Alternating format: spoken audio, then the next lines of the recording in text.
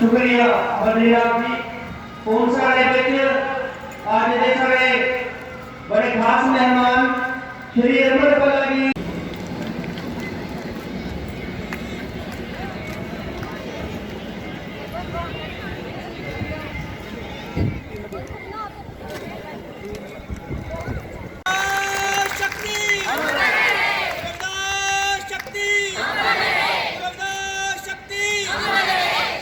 स्वागत किया जा रहा है क्योंकि सभा कने ते समाज कने खासकर ये रविदासिया समाज कने ये शाना बछाना चला देना ते सभा दे प्रधान पीरा दिता जी ते उनकी पूरी टीम इंदा वेलकम करती है अज दे 644वें प्रकाश उत्सव पर। हमेशा ही दबे कुचले आवाम को अपनी रहनुमाई बख्शते रहते हैं और जड़ी है वो पंडाल दे विच आनी है बैठा मेरी भैणां जड़ियां बाहर खलोती दियां ने गेट दे उपर वो अगे आइयो बड़े सारी जगह ली।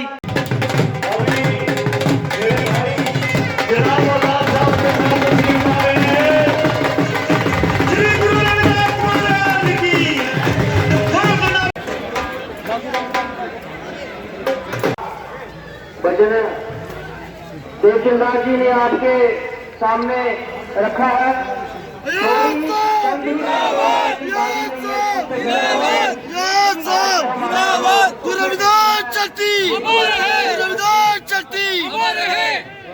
इस गुरुद्वारे में पहुंचने वाले हैं आप सबसे विनम्र प्रार्थना है कि सामने पंडाल में बैठ जाइए, रास्ता छोड़ दीजिए और सिक्योरिटी से रिक्वेस्ट है कि जितने भी नौजवान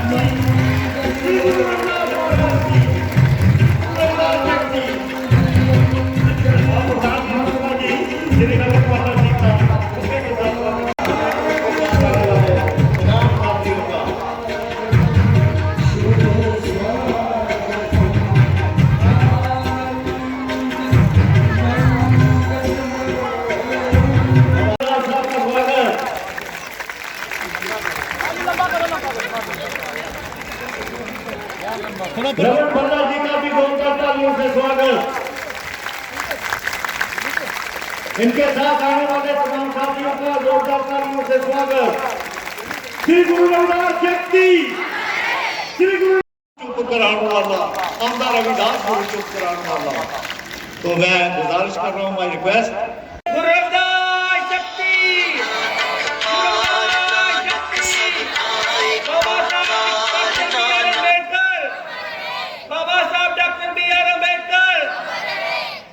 दरबार में गुलाम नबी आज़ाद साहब, विवेक कुंभा जी, यहाँ पे हीरा दत्ता साहब, मनमोहन चौधरी जी, रितेश वजीर जी, मुल्खराज जी और सारे मेरे सम्मानित सत्संग साथियों, मैं आज के इस पावन अवसर पर दिल की गहराइयों से सबको लाख लाख बधाई यहाँ पे देता हूँ कि आज पावन दिन 644वीं जन्म बरसी में गुरु रविदास जी का इस दिन को मनाने के लिए हम सब यहाँ इकट्ठे हुए।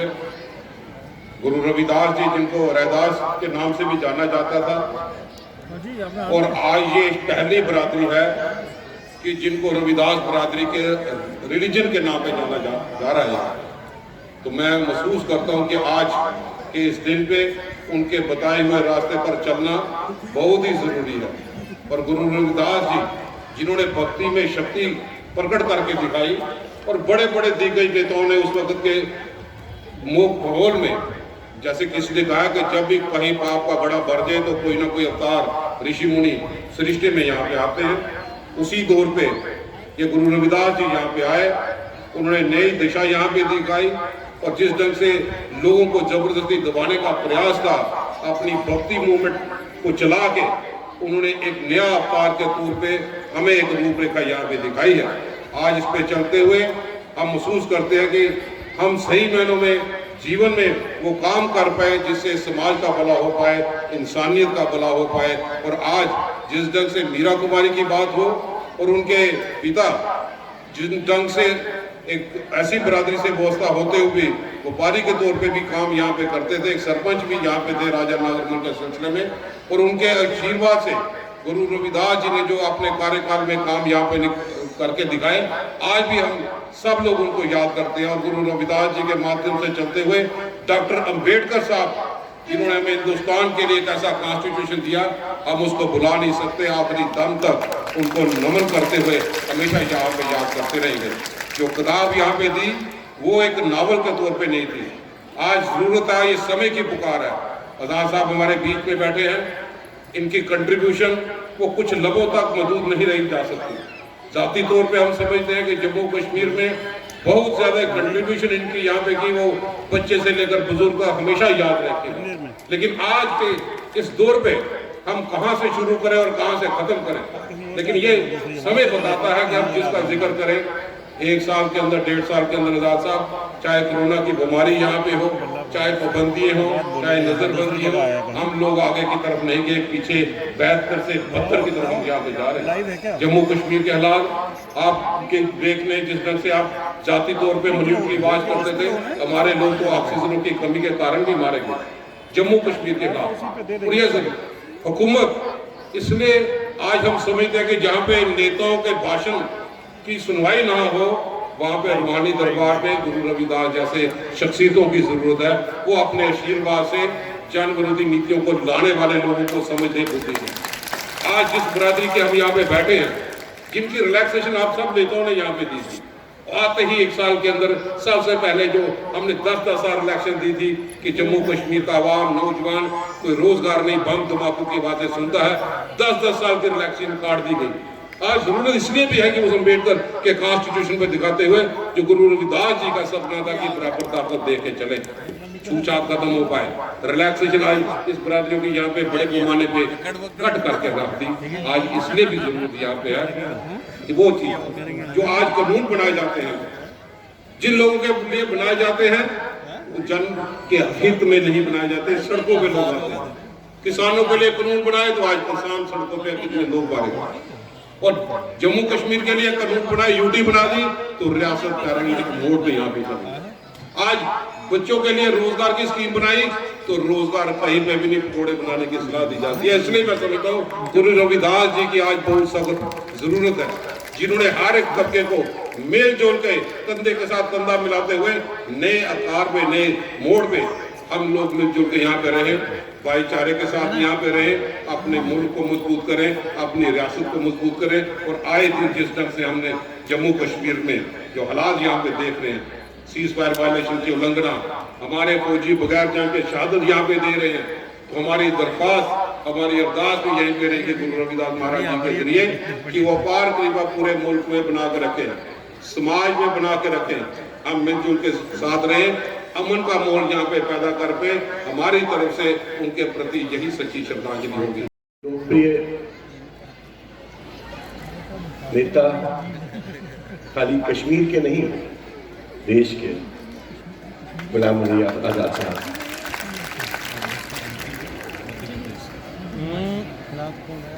दत्ता साहब और उनकी पूरी टीम को भी मैं आदाब करता हूँ। मैं आयोजकों को भी आदाब करता हूँ और तमाम श्रद्धालुओं को भी अपना नमन करता हूँ, आदाब करता हूँ। जब मुझे पता चला कि आजाद साहब एक कार्यक्रम छोड़ के यहाँ आ रहे हैं, तो मैंने उनसे पूछा, क्योंकि मैं गुरु जी की जयंती से भली भांति परिचित हूँ, मध्य प्रदेश का हूँ, वहाँ ये जयंती बड़े स्तर पे मनाई जाती है। लोग सुबह स्नान करते हैं नदी में, फिर टोलियाँ निकलती है भजन गीतों के साथ, वहाँ बड़े बड़े पेविलियंस बनते हैं और मैं उसका एक भाग होता हूँ। तो मैंने आजाद साहब से पूछा कि आपके यहाँ क्या होता है, तो उन्होंने मुझे बताया कि मैं जब चीफ मिनिस्टर था तब मैंने उनकी छोटी सी मदद की थी। मैं यहाँ आके देखा वो छोटी मदद नहीं, बहुत बड़ी मदद थी, और मगर जो भी उन्होंने किया दिल से किया। मेरा दत्ता साहब, जिनका मैं बहुत ही आदर करता हूं और इनके निमंत्रण पर पहले भी कई बार यहाँ आने का अवसर प्राप्त हुआ। रमन भल्ला साहब, हमारे एक्स मिनिस्टर, मेरे साथ आए हुए साथी जो सुप्रीम कोर्ट के वकील हैं, मध्य प्रदेश के रहने वाले हैं, 200 साल पहले इनके ही बुजुर्ग कश्मीर से कश्मीरी पंडित हैं, लेकिन अब कश्मीरी इनको दोबारा पढ़ाना पड़ेगा, डोगरी भी पढ़ाना पड़ेगा, बोल गए हैं, और पार्लियामेंट के मेंबर हैं। राकेश वजीर साहब, हमारी मुलाकात नहीं हुई लेकिन आपने बहुत ही प्रभावित किया सबको और मुझको विशेष रूप से। शेर व शायरी का मुझे बहुत शौक है और सुना कि आप कटरा में कोई प्रोग्राम करते हैं, उसमें जरूर हमें बुलाइए। हमारे दूसरे साथी मेरे छोटे भाई एक्स स्पीकर मनमोहन सिंह जी हैं, जो मेयर रहे हैं, उनका भी बहुत मैं आदर करता हूं और अभी भी बहुत एक्टिव हैं और मुझे लगता चाहूंगा कि आगे और एक्टिव काम करें। सहयोगी मेरे पास नाम नहीं है, मैं उनसे माफी चाहता हूं और आपको बहुत ही सौभाग्यशाली मानता हूं। हाँ लाइव ही है कि यहाँ आने का कई बार मुझे मौका मिला है और आज बड़े लंबे अरसे के बाद आप सबके दर्शन करने का अवसर प्राप्त हुआ है। और ऐसे शुभ दिन पर जब आज पूरे देश में और विश्व में गुरु रविदास जयंती मनाई जा रही है, ये जयंती या ये जन्मदिन गुरु के उन करोड़ लोगों के लिए नहीं है जो उनको मानते हैं, लेकिन उनका ये जो पैगाम पूरी दुनिया के लिए। गुरु बहुत कम पैदा हुए जिनके रास्ते पे दुनिया चली, देश चले, परदेश चले, और जब जब भी विश्व में, दुनिया में पाप बढ़ गया है तो अल्लाह कहे, भगवान कहे, खुदा कहे, जो इस पूरी दुनिया को चलाता, जिसने चांद, तारे, सूरज, जमीन, समंदर, आदमी, फल फूल पेड़ लगाए, उसी को हम खुदा कहते हैं, उसी को भगवान कहते हैं, उसी को अल्लाह कहते हैं, उसी को गॉड कहते हैं। अपनी तरफ से जिसको हम गुरु कहें, पैगंबर कहें, भगवान कहें, वो भेजते रहते हैं। अगर आप सब धर्मों का मूल्यांकन करे। कुछ खास बोले तो बता देना। राम तब धरती पे आए तो तब क्या रावण जैसे आदमी, इंसाफ की जरूरत, उनकी त्याग के बगैर कोई नहीं बना और खुद वो मिसाल बने। आज हम लोग भी बहुत सारी चीजें बोलते हैं लेकिन खुद ही अमल नहीं करते हैं, इसीलिए कोई ऋषि मुनि नहीं बन पा रहा, कोई गुरु नहीं बन रहा, कोई पीर पैगंबर नहीं बन पा रहा, क्योंकि हम बोलते हैं, भाषण देते हैं, माइक चला गया और खुद ही उस पर अमल नहीं करते। अगर हाल के ही एक और गुरु की बात करें, गांधी, उसको तो सभी मानते हैं हिंदुस्तान, जिन्हें आजादी दी, लेकिन उनकी सोच नेहरू से हटकर थी, उनकी सोच सुभाष चंद्र बोस से हटकर, वो भी वही लड़ाई लड़ रहे थे, लेकिन गांधी साथ साथ त्याग भी दे रहे थे। वो अमीर आदमी थे, बहुत अमीर आदमी थे, लंदन में उन्होंने बैरिस्टरी की ट्रेनिंग की, लेकिन यहां आए आजादी दिलाने। वहां अफ्रीका में वकील थे, अफ्रीका की कपड़े उसके देखिए टाई पैंट, और यहां के देखिए कि बदन पर पूरा ढका भी नहीं, क्योंकि उस वक्त हमारी बहनों के पास, मर्द तो गुजारा करता है थोड़े कपड़े के साथ भी, लेकिन हमारी माएं बहनें थोड़े कपड़े के साथ नहीं, उनका पूरा बदन ढका होना चाहिए।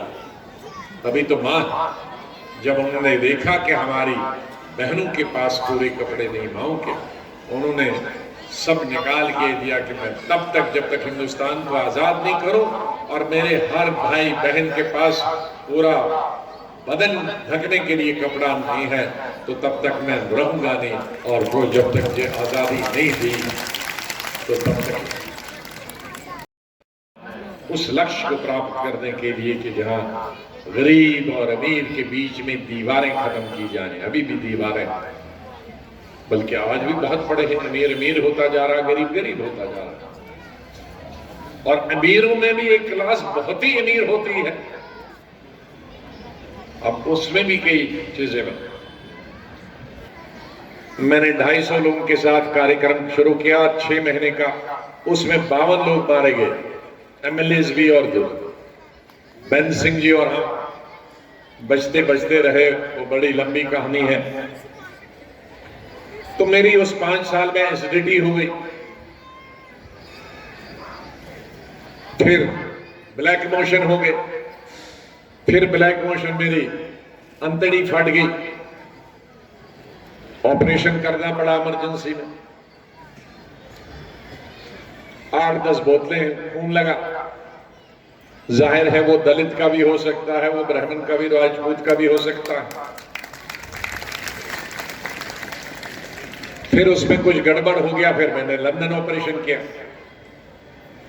अब वहां अंग्रेज का खून था, तो मैंने कहा भाई हूं तो मैं मुसलमान, लेकिन मेरे खून हिंदूज का भी बीच में लगाया है मैंने, और हिंदू में किस किस धर्म का, किस किस कास्ट का और अंग्रेजों का भी लगाया है, तो मैं मुकम्मल इंसान हूं।